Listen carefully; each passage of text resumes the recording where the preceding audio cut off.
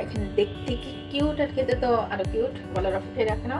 আসসালামু আলাইকুম ভিউয়ার্স, খুবই মজার সুস্বাদু লোভনীয় সবজি দিয়ে একটা পুডিং বানিয়ে নেবো। আর সেটা হচ্ছে গাজরটা কত সরে পুডিংটা বানানো যায়, সেই পুডিংটাই আমি আজকে আপনাদের সাথে শেয়ার করবো। আমি এখানে 1 কাপ পরিমাণ গাজর নিয়েছি, গাজরগুলোকে গ্রেট করে নিয়েছি। এখন গাজরগুলোকে আমি ঘিতে ভাজার জন্য চুলায় নিয়ে যাচ্ছি। গাজরটা ভাজার আগে আমি চুলায় ক্যারামেলটাকে তৈরি করে নিই। এখানে আমি 1/4 কাপ চিনি নিয়েছি। এরপর যে আমার জালটা কিন্তু অন করা আছে, আমি চিনিটাকে সুন্দর করে একটা ক্যারামেল বানিয়ে নিই। আমার দেখেন চিনি ক্যারামেলটা তৈরি হয়ে গেছে। এখন আমি নামিয়ে মোল্ডে ঢেলে নিচ্ছি। গাজরটাকে ভাজার জন্য চুলায় একটা প্যান নিচ্ছি, আর প্যানের ভিতরে আমি ঘিটাকে দিয়ে দিচ্ছি। এখানে আমি 2 টেবিল চামচ ঘি নিয়েছি। এই গাজরটা ভেজে নেওয়ার একটাই কারণ, গাজরের যে একটা কাঁচা কাঁচা ঘ্রাণ আছে, ঘ্রাণটা চলে যাবে। সেটাকে প্রায় 2 মিনিটের মতো ভেজে নেব। তো গাজরটা আমি 2 মিনিট ভেজে নিয়েছি। এখন আমি গাজরের ভিতরে 1 কাপ পরিমাণে দুধ দিয়ে দিচ্ছি, দুধ। এখন আমি এই দুধটা দিয়ে গাজরটাকে সিদ্ধ করে নেবো। আমি আজকে পুডিংটা ফুল 1 কেজি গরুর দুধ দিয়ে বানিয়ে নেবো। তার 1 কেজি দুধের থেকে আমি এখানে 1 কাপ দুধ নিয়ে গাজরটাকে সিদ্ধ করে নেব। তো আমার গাজর আর দুধ দিয়ে কিন্তু গাজরটা সিদ্ধ হয়ে গেছিলো। এখানে প্রায় 5-7 মিনিট লাগছে সিদ্ধ হতে। আমি এখন চুলা থেকে নামিয়ে গাজরটাকে ঠান্ডা করে নেব। ঠান্ডা না করে কিন্তু ব্লেন্ড করা যাবে না, তাহলে কিন্তু ব্লেন্ডারেও সমস্যা, যে মিশ্রণটা আপনি করবেন সেই মিশ্রণটাতেও সমস্যা হয়ে যায়। কিন্তু গাজর আর দুধটা কিন্তু ঠান্ডা হয়ে গেছে। এখন আমি ব্লেন্ডারের মধ্যে দিয়ে দিচ্ছি। এখন গাজর আর দুধটাকে দিয়ে দিলাম। এর ভিতরে দিয়ে দিচ্ছি 1/2 কাপ পরিমাণে চিনি। এই সমস্ত উপকরণ দিয়ে আমি ব্লেন্ড করে নিচ্ছি।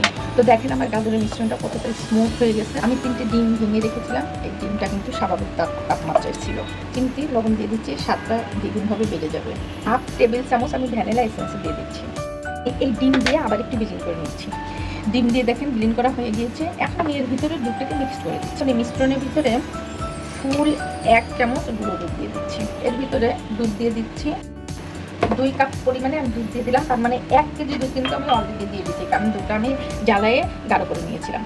সমস্ত মিশ্রণ দিয়ে খুব সুন্দর করে একটু মিক্স করে নিচ্ছি। ব্যাস, আমার কিন্তু পুডিংয়ের ব্যাটারটা কিন্তু রেডি। আগে থেকে কিন্তু আমি মোলটাকে রেডি করে রেখেছিলাম। এখন আমি পুডিংয়ের মিশ্রণটি এর ভিতরে দিয়ে দিচ্ছি। আমি একটা ছাঁকনির সাহায্যে একটু সেঁকে নিয়েছি। দেখেন আমি সেঁকে নিয়েছি। এখন আমি চুলায় চলে যাচ্ছি পুডিংটাকে ভাপে দেওয়ার জন্য। তো আমি আমার পুডিংটাকে মোল্ডের উপরে একটা প্লেট দিয়ে তার উপরে আমি ঢাকনাটাকে দিয়ে দিলাম, তাতে আমার পুডিংটা মানে ভাপ হতে বেশি সুবিধা হবে। তো আমি ফিরে আসবো মিনিমাম 40 মিনিট পরে। তো ভিউয়ার্স দেখেন আমার পুডিংটা কতটা সুন্দর হয়ে গেছে। আমি আপনাদের দেখিয়ে দিচ্ছি এটা কতটা সুন্দর আর স্মুথি হয়ে গেছে। দেখেন এর গায়ে কিন্তু কিছু নেই, তার মানে পুডিংটা কমপ্লিট হয়ে গেছে। এখন আমি নামিয়ে ঠান্ডা করে নর্মাল ফ্রিজে 2 থেকে 3 ঘন্টা রেখে দেবো। 3 ঘন্টা পরে আমি ফিরে আসছি। তো ভিউয়ার্স আমি ফ্রিজ থেকে নামিয়ে নিয়েছি আমার গাজরের পুডিংটা। দেখুন কতটা সুন্দর দেখা যাচ্ছে। এখন আমি একটা ছুরি নিয়ে 4-5টাকে খুব সুন্দর করে এইভাবে ছুরির সাহায্যে একটু আগলা করে নিই, যাতে করে আমার পুডিংটা মোল্ড করতে বেশি সুবিধা হয়। এখন একটা ব্লেড নিয়ে আমি খুব সুন্দর করে মোল্ড আউট করে নিচ্ছি। বাহ, মাশাআল্লাহ, খুবই সুন্দর লাগছে দেখতে। এখন আমি পুডিংটাকে কেটে নিই অনেক সুন্দর করে।